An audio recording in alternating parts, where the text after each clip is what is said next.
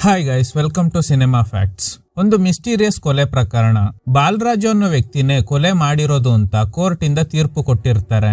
ಹೀಗಿರುವಾಗ ಚಿತ್ರದ ಹೀರೋಗೆ ಬಾಲರಾಜು ಕೊಲೆ ಮಾಡಿಲ್ಲ, ಇದ್ರ ಹಿಂದೆ ಬೇರೆ ಯಾರೋ ಇದ್ದಾರೆ ಅನ್ನೋ ಡೌಟ್ ಶುರುವಾಗುತ್ತೆ.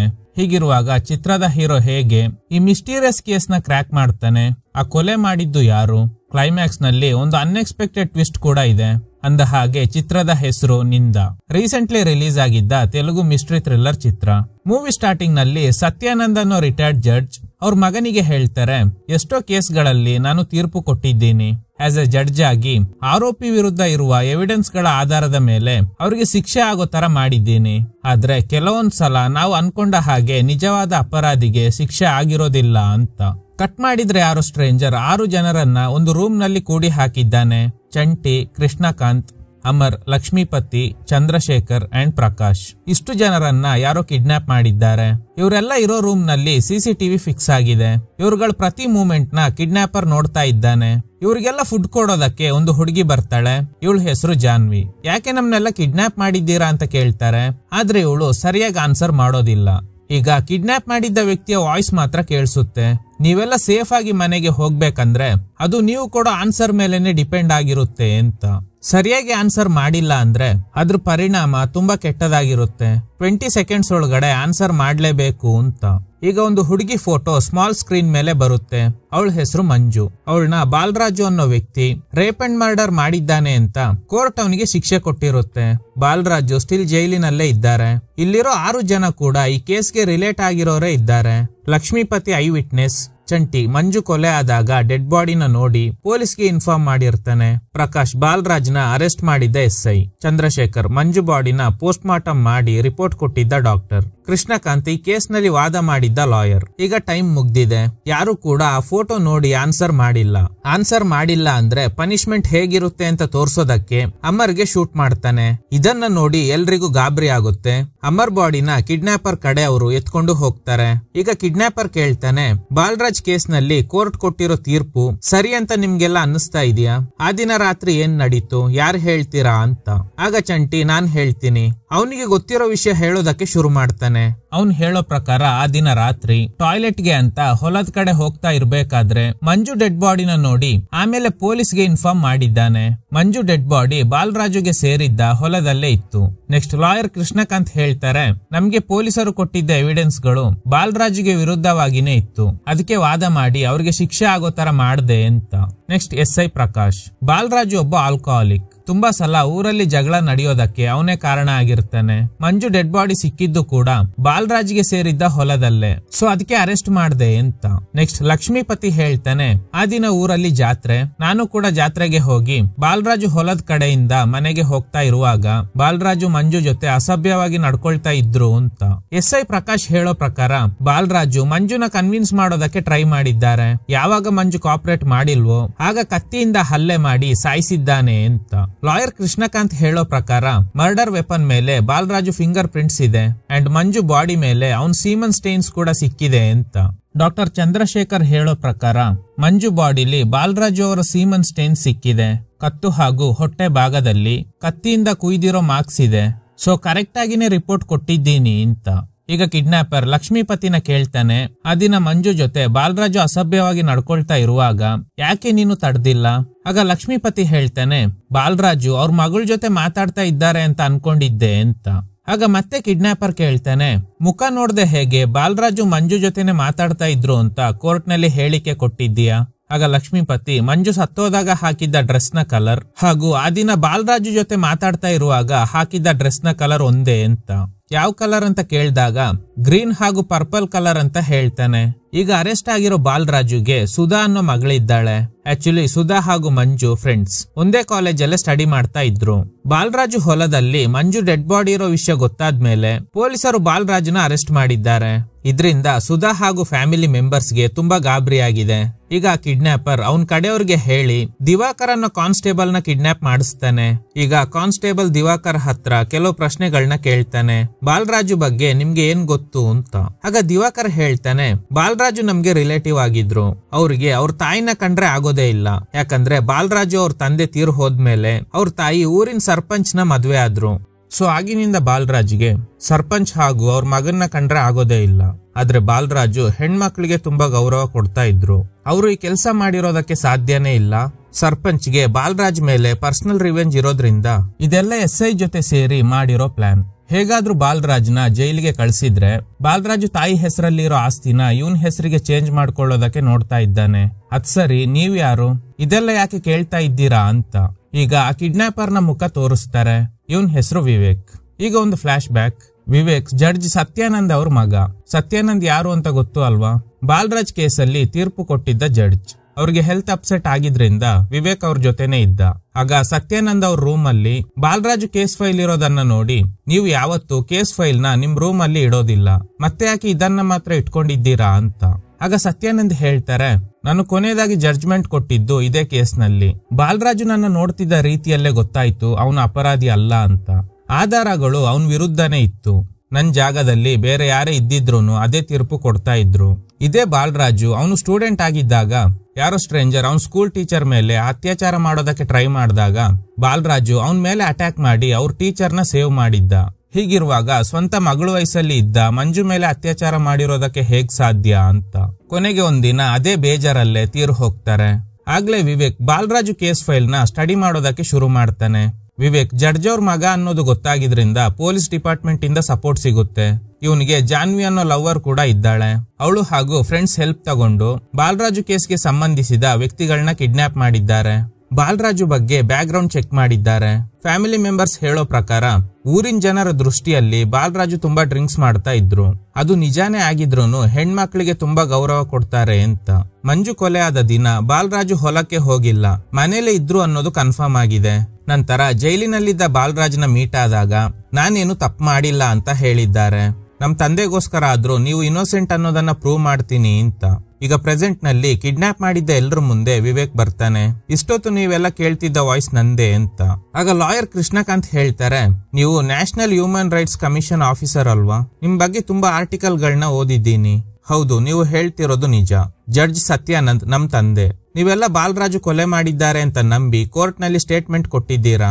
ಎವಿಡೆನ್ಸ್ ಬಾಲರಾಜು ವಿರುದ್ಧನೇ ಇದ್ದಿದ್ರಿಂದ ಆಸ್ ಎ ಜಡ್ಜ್ ನಮ್ ತಂದೆ ಅವ್ರ ಕೆಲಸ ಮಾಡಿದ್ದಾರೆ. ಆದ್ರೆ ಬಾಲರಾಜು ನಿರಪರಾಧಿ ಅಂತ ನಮ್ ತಂದೆ ಸ್ಟ್ರಾಂಗ್ ಆಗಿ ನಂಬಿದ್ರು. ಅದೇ ಬೇಜಾರಲ್ಲೇ ತೀರು ಹೋದ್ರು. ಸೊ ನಮ್ ತಂದೆ ಆತ್ಮಕ್ಕೆ ಶಾಂತಿ ಸಿಗ್ಬೇಕಂದ್ರೆ ಮಂಜುನ ನಿಜವಾಗ್ಲೂ ಕೊಲೆ ಮಾಡಿದ್ದು ಯಾರು ಅಂತ ಕಂಡು ಹಿಡಿಲೇಬೇಕು. ಅದಕ್ಕೆ ನಿಮ್ಗಳನ್ನ ಕಿಡ್ನಾಪ್ ಮಾಡಿದೆ. ನಮ್ ಜೊತೆಗಿದ್ದ ಅಮರ್ಗೆ ಶೂಟ್ ಮಾಡಿಸಿ ಕೊಲೆ ಮಾಡಿದ್ದೀರಾ ಅಲ್ವಾ, ಅದು ತಪ್ಪು ತಾನೆ ಅಂತ ಡಾಕ್ಟರ್ ಕೇಳ್ತಾರೆ. ಆಕ್ಚುಲಿ ಅಮರ್ ಸತ್ತಿಲ್ಲ, ಅವನು ವಿವೇಕ್ ನ ಫ್ರೆಂಡ್. ಭಯ ಹುಟ್ಸಿ ಸತ್ಯ ಹೊರ ಬರೋ ಹಾಗೆ ಮಾಡೋದಕ್ಕೆ ಅಮರ್ಗೆ ಶೂಟ್ ಮಾಡೋ ತರ ಡ್ರಾಮಾ ಮಾಡಿರ್ತಾರೆ. ಸೊ ನೀವು ಸತ್ಯ ಹೇಳಿದ್ರೆ ಮಾತ್ರ ಬಾಲರಾಜುನ ಸೇವ್ ಮಾಡೋದಕ್ಕೆ ಸಾಧ್ಯ ಅಂತ. ಲಾಯರ್ ಹೇಳ್ತಾರೆ, ನಾವೆಲ್ಲ ಸತ್ಯನೇ ಹೇಳ್ತಿರೋದು ಅಂತ. ಚಾನ್ಸೇ ಇಲ್ಲ, ನಿಮ್ಮಲ್ಲಿ ತುಂಬಾ ಜನ ಸುಳ್ಳು ಹೇಳ್ತಾ ಇದ್ದೀರಾ.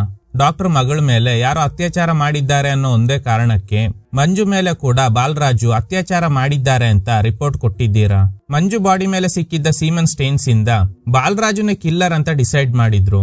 ಇನ್ ಕೇಸ್ ನಿಜವಾಗ್ಲೂ ಮಂಜು ಮೇಲೆ ಅತ್ಯಾಚಾರ ಮಾಡಿದ್ರೆ ಅವಳ ಬಾಡಿ ಮೇಲೆ ಸ್ಕ್ರಾಚ್ ಮಾರ್ಕ್ಸ್ ಇರ್ಬೇಕಿತ್ತು.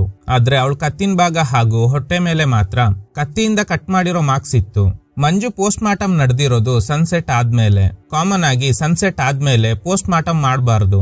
ಆದ್ರೆ ಮಂಜು ಬಾಡಿನ ಪೋಸ್ಟ್ ಮಾರ್ಟಮ್ ಮಾಡಿರೋದು 6:35ಕ್ಕೆ. ಅದೇ ಟೈಮ್ಗೆನೆ ಕಾಕಿನಾಡದಲ್ಲಿ ಸನ್ಸೆಟ್ ಆಗಿದೆ. ಆದ್ರೆ ರಿಪೋರ್ಟ್ ನಲ್ಲಿ 7 ಗಂಟೆ 12 ನಿಮಿಷ ಅಂತ ಮೆನ್ಷನ್ ಆಗಿದೆ. ಆರ್ಟಿಫಿಷಿಯಲ್ ಟ್ಯೂಬ್ ಲೈಟ್ ನಲ್ಲಿ ಇಂಜುರಿ ಆಗಿರೋ ಜಾಗ ರೆಡ್ ಕಲರ್ ನಲ್ಲಿ ಕಾಣದೆ ಪರ್ಪಲ್ ಕಲರ್ ನಲ್ಲಿ ಕಾಣಿಸುತ್ತೆ. ಈ ತರದ ಕಾಂಪ್ಲಿಕೇಟೆಡ್ ಕೇಸ್ ನ ಆಕ್ಯುರೇಟ್ ಆಗಿ ಹ್ಯಾಂಡಲ್ ಮಾಡ್ಬೇಕಂದ್ರೆ 2 hours ಆದ್ರೂ ಬೇಕು. ಆದ್ರೆ ನೀವು ಕೇವಲ 30 ನಿಮಿಷದಲ್ಲೇ ಮುಗಿಸಿದ್ದೀರಾ. ವಿವೇಕ್ ಡಾಕ್ಟರ್ ಮಗಳ ಹತ್ರ ಎಂಕ್ವೈರಿ ಮಾಡಿದಾಗ ಅವರು ಸ್ವಲ್ಪ ದಿನದಿಂದ ಡಿಸ್ಟರ್ಬ್ ಆಗಿದ್ರು ಅನ್ನೋದು ಗೊತ್ತಾಗಿದೆ. ಈಗ ಡಾಕ್ಟರ್ ಮಗಳನ್ನ ಕರೆಸಿ ಮಾತಾಡೋದಕ್ಕೆ ಹೇಳ್ತಾರೆ. ಅವ್ರ ಮಗಳು ಕೇಳ್ತಾಳೆ, ಅವರೆಲ್ಲ ಹೇಳ್ತಿರೋದು ನಿಜಾನಾ? ನೀವು ತಪ್ಪಾದ ರಿಪೋರ್ಟ್ ಕೊಟ್ಟಿದ್ದೀರಂತೆ. ನನ್ ಮೇಲೆ ಅತ್ಯಾಚಾರ ನಡೆದಾಗ ನಿಮ್ಮಿಂದ ಪ್ರೂವ್ ಮಾಡಿ ಅಪರಾಧಿಗಳಿಗೆ ಶಿಕ್ಷೆ ಕೊಡಿಸೋದಕ್ಕೆ ಆಗಿಲ್ಲ. ಅದರಿಂದ ಡಿಸ್ಟರ್ಬ್ ಆಗಿದ್ದ ನೀವು ಈ ಕೇಸ್ ನಲ್ಲಿ ಆದ್ರೂ ಮಂಜುಗೆ ನ್ಯಾಯ ಸಿಗ್ಲಿ ಅಂತ ಬರೀ ಸೀಮನ್ ಸ್ಟೇನ್ಸ್ ನ ಮಾತ್ರ ಕನ್ಸಿಡರ್ ಮಾಡಿ ಬಾಲರಾಜುನೇ ಅಪರಾಧಿ ಅಂತ ರಿಪೋರ್ಟ್ ಕೊಟ್ಟಿದ್ದೀರಾ. ಈಗ ಡಾಕ್ಟರ್ಗೆ ತನ್ನ ತಪ್ಪಿನ ಅರಿವಾಗುತ್ತೆ.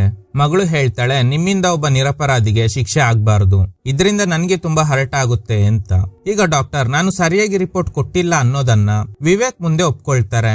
ಆದ್ರೆ ಮರ್ಡರ್ ವೆಪನ್ ಮೇಲೆ ಬಾಲರಾಜು ಫಿಂಗರ್ ಪ್ರಿಂಟ್ಸ್ ಇದೆ ಅಂತ. ನೆಕ್ಸ್ಟ್ ಲಕ್ಷ್ಮೀಪತಿಗೆ ಕಲರ್ ಬಾಲ್ಸ್ ತೋರಿಸಿ ಇದು ಯಾವ ಕಲರ್ ಅಂತ ಕೇಳಿದಾಗ ಗ್ರೀನ್ ಅಂತ ಹೇಳ್ತಾನೆ. ಸೊ ಲಕ್ಷ್ಮೀಪತಿಗೆ ಆಕ್ರೋಮಾಟಾಪ್ಸಿ ಅನ್ನೋ ಕಾಯಿಲೆ ಇದೆ, ಅಂದ್ರೆ ಕಲರ್ ಬ್ಲೈಂಡ್ನೆಸ್. ಇವನಿಗೆ ಬ್ಲಾಕ್ ಅಂಡ್ ವೈಟ್ ಬಿಟ್ರೆ ಬೇರೆ ಯಾವ ಕಲರ್ನ ಕೂಡ ಕಂಡು ಹಿಡಿಯೋದಕ್ಕೆ ಆಗಲ್ಲ. ಅದು ಲಕ್ಷ್ಮೀಪತಿನ ಕಿಡ್ನಾಪ್ ಮಾಡಿದ ದಿನಾನೇ ವಿವೇಕ್ಗೆ ಗೊತ್ತಾಗಿದೆ. ಈಗ ಲಕ್ಷ್ಮೀಪತಿ ಹೇಳ್ತಾನೆ, ಇದ್ರಲ್ಲಿ ನಂದೇನು ತಪ್ಪಿಲ್ಲ, SI ನನ್ಗೆ ಹಾಗೇನೆ ಕೋರ್ಟ್ ನಲ್ಲಿ ಹೇಳಿಕೆ ಕೊಡೋದಕ್ಕೆ ಹೇಳಿದ್ರು, ಸರಿ ಹಾಗಾದ್ರೆ ನಿಜ ಹೇಳು ಅಂತ. ಆಗ ಲಕ್ಷ್ಮೀಪತಿ ಹೇಳ್ತಾನೆ, ಆ ದಿನ ಬಾಲರಾಜು ಹೊಲದ ಕಡೆಯಿಂದ ಮನೆಗೆ ಹೋಗುವಾಗ ಮಂಜು ಜೊತೆ ಇದ್ದಿದ್ದು ಮನೋಹರ್. ನೆಕ್ಸ್ಟ್ ಡೇ ಸರ್ಪಂಚ್ ಮನೆಗೆ ಬರೋದಕ್ಕೆ ಹೇಳಿದ್ರು. SI ಹಾಗೂ ಸರ್ಪಂಚ್ ನನಗೆ ಹೆದರ್ಸಿ ಆ ಹೊಲದಲ್ಲಿ ಮಂಜು ಜೊತೆ ಬಾಲರಾಜುನೇ ಇದ್ದಿದ್ದು ಅಂತ ಸುಳ್ಳು ಸಾಕ್ಷಿ ಕೋರ್ಟ್ ನಲ್ಲಿ ಹೇಳೋ ಹಾಗೆ ಮಾಡಿದ್ರು. ನನಗೆ ಕಲರ್ ಬ್ಲೈಂಡ್ನೆಸ್ ಇದೆ ಅನ್ನೋದು ಗೊತ್ತಾಗಿದ್ರಿಂದ ಆ ದಿನ ಬಾಲರಾಜು ಜೊತೆ ಮಂಜು ಇದ್ದಾಗ ಹಾಕಿದ್ದ ಡ್ರೆಸ್, ಸತ್ತಾಗ ಹಾಕಿದ್ದ ಡ್ರೆಸ್ ಎರಡು ಒಂದೇ ಅಂತ ಹೇಳಿಕೆ ಕೊಡೋದಕ್ಕೆ ಹೇಳಿದ್ರು. ಅದಕ್ಕೆ ಕೋರ್ಟ್ ನಲ್ಲಿ ಹಾಗೇನೆ ಹೇಳ್ದೆ ಅಂತ. ಈಗ ನೆಕ್ಸ್ಟ್ ಮನೋಹರ್ನ ಕಿಡ್ನಾಪ್ ಮಾಡಿ ಕರ್ಕೊಂಡ್ ಬನ್ನಿ ಅಂತ ವಿವೇಕ್ ಅವನ್ ಕಡೆಯವ್ರಿಗೆ ಹೇಳ್ತಾನೆ.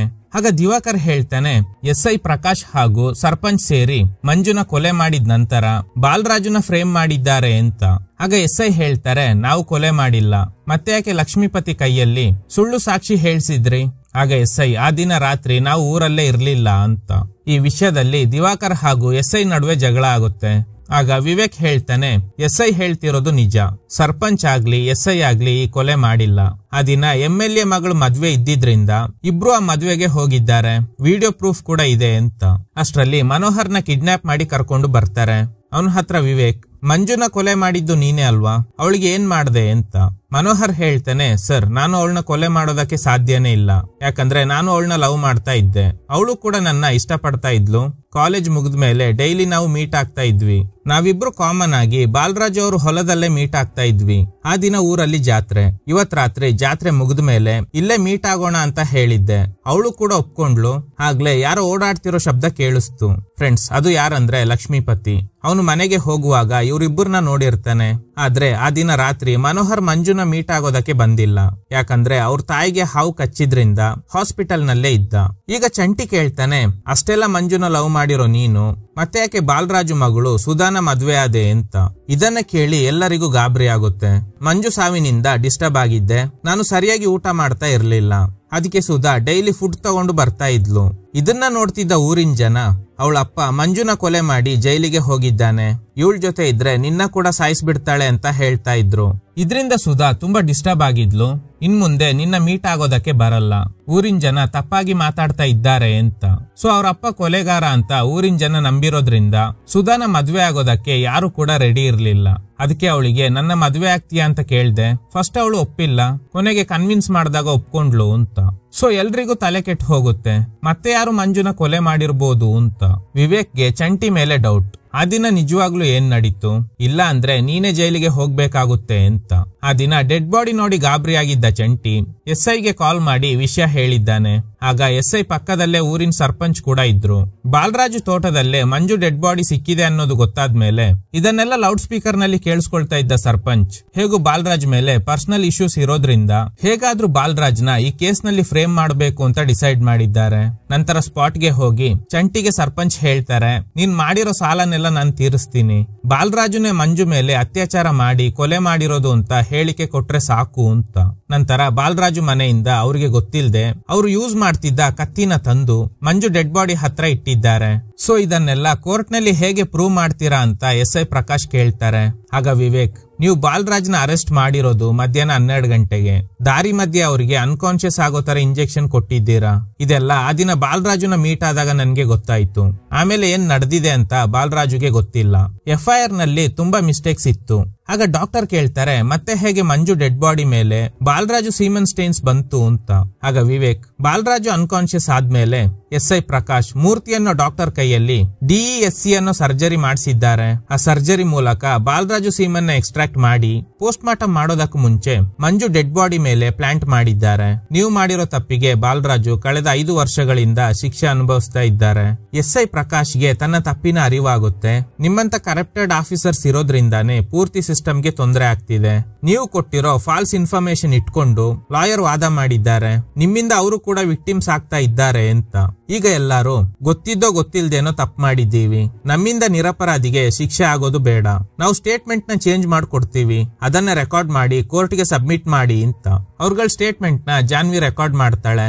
ಈ ಕಡೆ ಬಾಲರಾಜು ವಿವೇಕ್ಗೆ ಕಾಲ್ ಮಾಡಿ, ನೀವು ನನಗೆ ತುಂಬಾ ಹೆಲ್ಪ್ ಮಾಡಿದ್ದೀರಾ, ನೀವು ಆ ದಿನ ನನ್ನ ಮೀಟ್ ಆದಾಗ ನಾನು ಹೇಳಿದ್ದೆಲ್ಲ ಸುಳ್ಳು, ನಾನೇ ಮಂಜು ಮೇಲೆ ಅತ್ಯಾಚಾರ ಮಾಡಿ ಕೊಲೆ ಮಾಡಿದ್ದು ಅಂತ. ವಿವೇಕ್ಗೆ ಗಾಬರಿ ಆಗುತ್ತೆ. ಸೊ ಈಗ ಇವರೆಲ್ಲ ಸ್ಟೇಟ್ಮೆಂಟ್ ಚೇಂಜ್ ಮಾಡಿ ಕೊಟ್ಟಿದ್ರಿಂದ ಬಾಲರಾಜು ನಿರಪರಾಧಿ ಅಂತ ಕೋರ್ಟ್ ಬಿಡುಗಡೆ ಮಾಡುತ್ತೆ. ಈಗ ವಿವೇಕ್ ಮನ್ಸಲ್ಲೇ ಅನ್ಕೊಳ್ತಾನೆ, ಬಾಲರಾಜು ಯಾಕೆ ನನ್ನ ಹತ್ರ ಅವರೇ ಸಾಯಿಸಿದ್ದು ಅಂತ ಹೇಳ್ತಿದ್ರೋ ಗೊತ್ತಿಲ್ಲ, ಆದ್ರೆ ಅವ್ರು ಹೇಳ್ತಿರೋದು ಸುಳ್ಳು, ಅವ್ರು ಕೊಲೆ ಮಾಡಿಲ್ಲ, ಅದಕ್ಕೆ ಅವರು ರಿಲೀಸ್ ಆಗೋ ತರ ಮಾಡ್ದೆ, ಆದ್ರೆ ನಿಜವಾದ ಅಪರಾಧಿ ಯಾರು ಅಂತ ಗೊತ್ತಿದ್ರೂನು ಅವರಿಗೆ ಶಿಕ್ಷೆ ಕೊಡ್ಸೋದಕ್ಕೆ ಆಗ್ತಿಲ್ಲ ಅಂತ. ಹಾಗೆ ಕಟ್ ಮಾಡಿ ಮತ್ತೆ ಆ ದಿನ ಬಾಲರಾಜು ಜೊತೆ ವಿವೇಕ್ ಮಾತಾಡಿದಾಗ ಏನ್ ನಡೀತು ಅಂತ ತೋರಿಸ್ತಾರೆ. ವಿವೇಕ್ ಹೇಳ್ತಾನೆ, ನೀವು ಆ ಕೊಲೆ ಮಾಡಿಲ್ಲ ಅಂತ ನನ್ಗೆ ಗೊತ್ತು, ನಿಮ್ ಕೇಸಲ್ಲಿ ತೀರ್ಪು ಕೊಟ್ಟಿರೋದು ನಮ್ ತಂದೆನೆ, ಅವರು ನೀವು ನಿರಪರಾಧಿ ಅಂತ ನಂಬಿದ್ರು, ಆದ್ರೆ ಎವಿಡೆನ್ಸ್ ಗಳು ನಿಮ್ ವಿರುದ್ಧ ಇದ್ದಿದ್ರಿಂದ ಬೇರೆ ಆಪ್ಷನ್ ಇಲ್ದೆ ಆ ರೀತಿ ತೀರ್ಪು ಕೊಡ್ಬೇಕಾಗ್ ಬಂತು, ಅದೇ ಗಿಲ್ಟ್ ಅಲ್ಲೇ ತೀರ್ ಹೋದ್ರು. ಸೊ ಈಗ ನಾನು ನಿಮ್ಗೆ ನ್ಯಾಯ ಕೊಡ್ಸೋದಕ್ಕೆ ಬಂದಿದ್ದೀನಿ, ದಯವಿಟ್ಟು ಸತ್ಯ ಹೇಳಿ ಅಂತ. ಸೊ ಬಾಲರಾಜು ಏನ್ ನಡೀತು ಅಂತ ಹೇಳ್ತಾರೆ. ಆಕ್ಚುಲಿ ಏನ್ ನಡೆದಿದೆ ಅಂದ್ರೆ, ಮನೋಹರ್ನ ಮದ್ವೆ ಆದ್ಮೇಲೆ ಜೈಲಿನಲ್ಲಿದ್ದ ಬಾಲರಾಜುನ ಮೀಟ್ ಆಗೋದಕ್ಕೆ ಸುಧಾ ಬಂದಿದ್ದಾಳೆ. ಆಮೇಲೆ ಏನ್ ನಡೀತು ಅಂತ ಎಲ್ಲ ಸತ್ಯ ಹೇಳಿರ್ತಾಳೆ. ಆಕ್ಚುಲಿ ಆ ದಿನ ಮನೋಹರ್ ಜಾತ್ರೆ ಮುಗಿದ್ಮೇಲೆ ಬಾಲರಾಜು ಅವರು ಹೊಲದಲ್ಲೇ ಮೀಟ್ ಆಗೋಣ ಅಂತ ಮಂಜುಗೆ ಹೇಳಿದ್ದ ಅಲ್ವಾ, ಆದ್ರೆ ಮನೋಹರ್ ತಾಯಿಗೆ ಹಾವು ಕಚ್ಚಿದ್ರಿಂದ ಅವನು ಹಾಸ್ಪಿಟಲ್ ನಲ್ಲಿ ಇದ್ದ. ಈ ವಿಷಯ ತಿಳ್ಕೊಂಡಿದ್ದ ಸುಧಾ ಹೇಗೂ ಅವನು ಹೊಲಕ್ಕೆ ಬರಲ್ಲ ಅನ್ನೋದು ಕನ್ಫರ್ಮ್ ಆದ್ಮೇಲೆ ಮಂಜು ಇದ್ದ ಸ್ಪಾಟ್ಗೆ ಬಂದಿದ್ದಾಳೆ. ಇಲ್ಲೇ ಶಾಕಿಂಗ್ ಟ್ವಿಸ್ಟ್, ಅವಳ ಕೈಯಲ್ಲಿ ಕತ್ತಿ ಇರೋದು ನೋಡಿ ಮಂಜುಗೆ ಗಾಬರಿ ಆಗಿದೆ. ಸುಧಾ ಹೇಳ್ತಾಳೆ, ನೀನಂದ್ರೆ ನನ್ಗೆ ತುಂಬಾ ಇಷ್ಟ, ಯಾಕಂದ್ರೆ ನಾವಿಬ್ರು ಒಳ್ಳೆ ಫ್ರೆಂಡ್ಸ್, ಆದ್ರೆ ನನ್ಗೆ ಮನೋಹರ್ ಅಂದ್ರೆ ನಿನ್ಗಿಂತ ತುಂಬಾ ಇಷ್ಟ, ನೀವಿಬ್ರು ಎಲ್ಲೇ ಹೋದ್ರೂನು ನಾನು ಫಾಲೋ ಮಾಡ್ತಾ ಇದ್ದೆ, ಆದ್ರೆ ಮನೋಹರ್ ನನ್ ಕಡೆ ತಿರುಗಿ ಕೂಡ ನೋಡ್ತಾ ಇರ್ಲಿಲ್ಲ, ಯಾಕಂದ್ರೆ ಅವನು ನಿನ್ನ ಲವ್ ಮಾಡ್ತಾ ಇರೋದ್ರಿಂದ. ಇವತ್ ರಾತ್ರಿ ನೀವಿಬ್ರು ಇಲ್ಲೇ ಮೀಟ್ ಆಗೋದು ಅಂತ ಮಾತಾಡ್ಕೊಳ್ತಿದ್ರಿ ಅಲ್ವಾ, ಅದನ್ನೆಲ್ಲ ಕೇಳಿಸ್ಕೊಂಡೆ ಬಂದಿದ್ದೀನಿ, ನೀವಿಬ್ರು ಒಟ್ಟಿಗೆ ಇರೋದ್ ನೋಡಿ ನನ್ಗೆ ಹೊಟ್ಟೆ ಉರಿತಾ ಇತ್ತು. ಇದನ್ನ ಕೇಳಿ ಮಂಜುಗೆ ಗಾಬರಿ ಆಗುತ್ತೆ. ಮಂಜುಗೆ ಹೇಳ್ತಾಳೆ, ನೀನು ಮನೋಹರ್ನ ನನ್ಗೆ ಬಿಟ್ಕೊಡು, ನೀನ್ ಬೇರೆ ಯಾರನ್ನಾದ್ರೂ ಮದ್ವೆ ಆಗು ಅಂತ. ಆದ್ರೆ ಮಂಜು ಒಪ್ಕೊಳ್ಳೋದಿಲ್ಲ, ನಾನು ಅವನ್ನ ಪ್ರಾಣಕ್ಕಿಂತ ಹೆಚ್ಚಾಗಿ ಇಷ್ಟಪಡ್ತಾ ಇದ್ದೀನಿ. ಇದರಿಂದ ಟ್ರಿಗರ್ ಆಗಿದ್ದ ಸುಧಾ ಕತ್ತಿಯಿಂದ ಹಲ್ಲೆ ಮಾಡಿ ಮಂಜುನ ಕೊಲೆ ಮಾಡಿದ್ದಾಳೆ. ನಂತರ ಮರ್ಡರ್ ವೆಪನ್ ಯಾರಿಗೂ ಸಿಗ್ಬಾರ್ದು ಅಂತ ಬೇರೆ ಕಡೆ ಬಿಸಾಡಿರ್ತಾಳೆ. ನಂತರ ಊರಲ್ಲಿ ಇದ್ದ ಸಿಚುವೇಶನ್ ಅರ್ಥ ಮಾಡ್ಕೊಂಡು ಮನೋಹರ್ಗೆ ಇವಳ ಮೇಲೆ ಕರುಣೆ ಬರೋ ಹಾಗೆ ಮಾಡಿ ಡೈಲಿ ಊಟ ಕೊಡೋ ನೆಪದಲ್ಲಿ ಅವನಿಗೆ ಹತ್ರ ಆಗೋದಕ್ಕೆ ಟ್ರೈ ಮಾಡಿದ್ದಾಳೆ. ಕೊನೆಗೆ ಮನೋಹರ್ ಎಲ್ಲಿ ಇವ್ರ ತಂದೆ ಕೊಲೆಗಾರ ಅಂತ ಊರಿನ ಜನ ನಂಬಿರೋದ್ರಿಂದ ಇವಳ ಲೈಫ್ ಹಾಳಾಗುತ್ತೋ ಅನ್ನೋ ಭಯದಲ್ಲಿ ಸುಧಾನ ಮದ್ವೆ ಆಗಿದ್ದಾನೆ. ಅದೇ ಇವಳಿಗೂ ಬೇಕಿತ್ತು. ಸತ್ಯ ಗೊತ್ತಾದ್ಮೇಲೆ ಬಾಲರಾಜು ಮಗಳನ್ನ ಸೇವ್ ಮಾಡೋದಕ್ಕೆ ಮಂಜುನ ಕೊಲೆ ಮಾಡಿದ್ದು ನಾನೇ ಅಂತ ವಿವೇಕ್ ಹತ್ರ ಹೇಳಿದ್ರು. ಈ ವಿಷಯನ ಯಾರಿಗೂ ಹೇಳ್ಬೇಡ ಅಂತ ಸುಧಾ ಹತ್ರ ಬಾಲರಾಜು ಪ್ರಾಮಿಸ್ ತಗೊಂಡಿದ್ದಾರೆ. ಈಗ ಇಷ್ಟು ವಿಷಯ ವಿವೇಕ್ಗೆ ಗೊತ್ತಾದ್ಮೇಲೆ ಸುಧಾಗೆ ಶಿಕ್ಷೆ ಕೊಡ್ಸೋದಕ್ಕೆ ಆಗಲ್ಲ, ಯಾಕಂದ್ರೆ ಅವಳ ವಿರುದ್ಧ ಯಾವುದೇ ಫಿಸಿಕಲ್ ಎವಿಡೆನ್ಸ್ ಇಲ್ಲ. ಅದಕ್ಕೆ ವಿವೇಕ್ ಆ 5 ಜನರ ಹೇಳಿಕೆಯನ್ನ ಕೋರ್ಟ್ಗೆ ಸಬ್ಮಿಟ್ ಮಾಡಿ ಬಾಲರಾಜು ಬಿಡುಗಡೆ ಆಗೋ ತರ ಮಾಡಿದ್ದಾರೆ. ರಿಲೀಸ್ ಆದ್ಮೇಲೆ ಬಾಲರಾಜು ಸುಧಾ ಎಲ್ಲಿ ಅಂತ ಹುಡುಕ್ತಾ ಇದ್ದಾರೆ. ಮನೋಹರ್ ಸುಧಾನ ಮದ್ವೆ ಆಗಿದ್ರೂನು ನಿದ್ದೆಯಲ್ಲಿ ಮಂಜು ಹೆಸರನ್ನ ಕನ್ವರ್ಸ್ತಾ ಇರ್ತಾನೆ. ಇದರಿಂದ ಸುಧಾಗೆ ತನ್ನ ತಪ್ಪಿನ ಅರಿವಾಗಿದೆ. ಅದೇ ಗಿಲ್ಟ್ ಫೀಲ್ ಅಲ್ಲಿ ಬಾವಿಗೆ ಬಿದ್ದು ಸೂಸೈಡ್ ಮಾಡ್ಕೊಳ್ತಾಳೆ. ಇದ್ರೊಂದಿಗೆ ಈ ಚಿತ್ರ ಎಂಡ್ ಆಗುತ್ತೆ. Okay guys, thanks for watching. ಈ ತರದ ಥ್ರಿಲ್ಲಿಂಗ್ ವಿಡಿಯೋಗಳಿಗಾಗಿ ನಮ್ಮ ಸಿನಿಮಾ ಫ್ಯಾಕ್ಟ್ ಚಾನೆಲ್ ನ ತಪ್ಪದೆ ಸಬ್ಸ್ಕ್ರೈಬ್ ಮಾಡಿ, ಪಕ್ಕದಲ್ಲಿರುವ ಬೆಲ್ ಐಕಾನ್ ಅನ್ನ ಪ್ರೆಸ್ ಮಾಡಿ ಆಲ್ ನೋಟಿಫಿಕೇಶನ್ ಗಳನ್ನ ಆನ್ ಮಾಡಿ ಇಟ್ಕೊಳ್ಳಿ.